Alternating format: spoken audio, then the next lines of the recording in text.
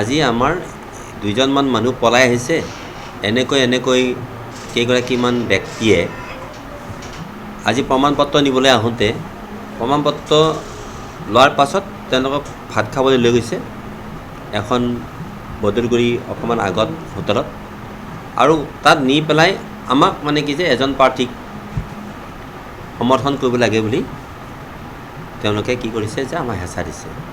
সেই নেতৃত্বটো লোৱাৰ ক্ষেত্ৰত এই গোটেইখিনি কথা যিজনে আমাক কৈছে সেইজনে কৈছে যে ভাবুকি দিয়াৰ পিছত মই কিবা কৰি পেলাই মই মানে পলালোঁ, আৰু আনকি আমাক গাড়ীৰেও মাৰিম বুলি ভাবুকি দিছে।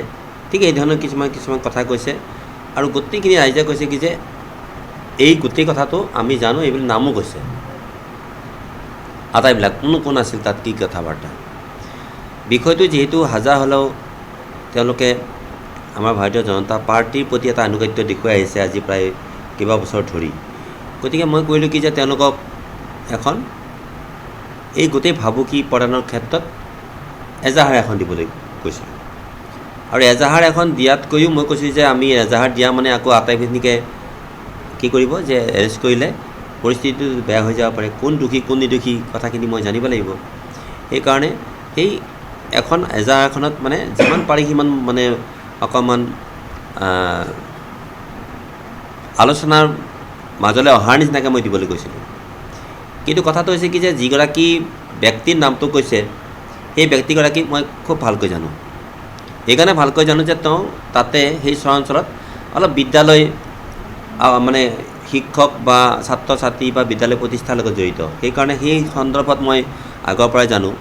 গতিকে তেওঁ যেতিয়া ইয়াৰ নেতৃত্ব দিয়া বুলি গম পালোঁ, মই লগে লগে তেওঁক ফোন কৰিলোঁ যে তুমি ইয়ালৈ আহা, যে ইয়াত তোমাৰ বিষয়ে বহুত ধৰণৰ মানে কমপ্লেইন আহিছে, আৰু এই কমপ্লেইনটো আহিছে কিহৰ কাৰণে যে আমাৰ এটা সুন্দৰভাৱে চিপাঝাৰ সমষ্টিত আমাৰ নিৰ্বাচন সম্পন্ন হৈছে, আৰু এই নিৰ্বাচনটোত আমি যি ধৰণে সকলোৱে ৰাইজ বা আমাৰ পাৰ্টি অন্যান্য বিভিন্ন পাৰ্টি সকলোবিলাকে আমি একাত্ম হৈ পৰিছোঁ।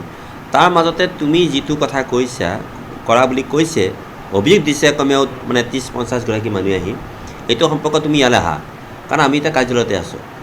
যিহেতু কাৰ্যালয়ৰ মানুহ তুমি আমাৰ বিজেপি বুলি তুমি যিহেতু আমি জানো, গতিকে ইয়াতে আমি বিষয়টো নিষ্পত্তি কৰোঁ। আৰু সেই সন্দৰ্ভত মই কি কৈছোঁ আৰু গোটেই সন্মুখত থকা মানুহখিনিক মই সুধি সেই গোটেই বস্তুত এনেকুৱা এটা জীৱন্ত, ইয়াত কোনো লোকঢাক নাই।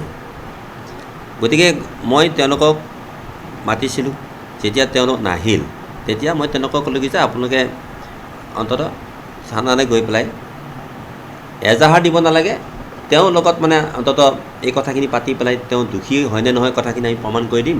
গতিকে প্ৰমাণ পোৱাৰ পিছত যদি তেওঁ ক্ষমা নোখোজে বা তেওঁ যদি ইয়ালৈ নাহে পাৰ্টি অফিচলৈ, তেতিয়াহ'লে কিন্তু এটা যথাবিহিত ব্যৱস্থাৰ কাৰণে আপোনালোকে যি পাৰে সেই কৰক।